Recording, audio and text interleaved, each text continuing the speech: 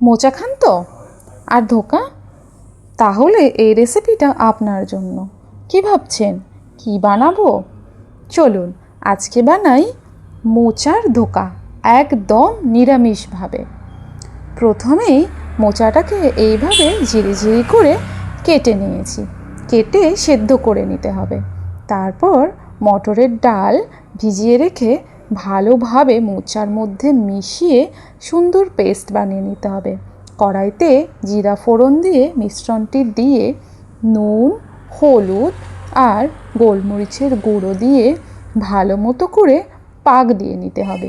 পাকটা যাতে খুব সুন্দরভাবে দেওয়া হয়, না হলে কিন্তু ধোকা ভালো হবে না। এরপর একটা থালার মধ্যে তেল মাখিয়ে মিশ্রণটি দিয়ে ভালোভাবে সেট করে নিতে হবে।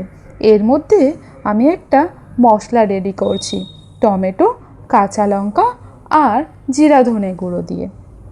এরপর মোচার ধোকাগুলো ভালোভাবে সেট হলে পছন্দ মতো শেপে কেটে কড়াইতে তেল গরম করে এপিঠ ওপিঠ দুপিঠ ভালো করে ভেজে তুলে রাখতে হবে।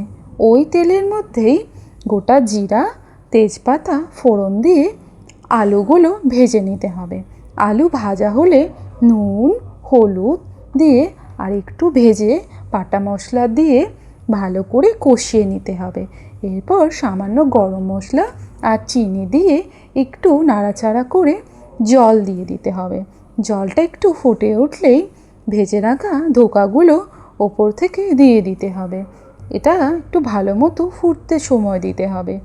ভালো করে ফুটে উঠলেই আলু আর ধোকাগুলো যাতে সেদ্ধ হয় সেরকমভাবে ফোটাতে হবে। এরপর ওপর থেকে 1 চামচ ঘি দিয়েই সার্ভ করুন মোচার ধোকা।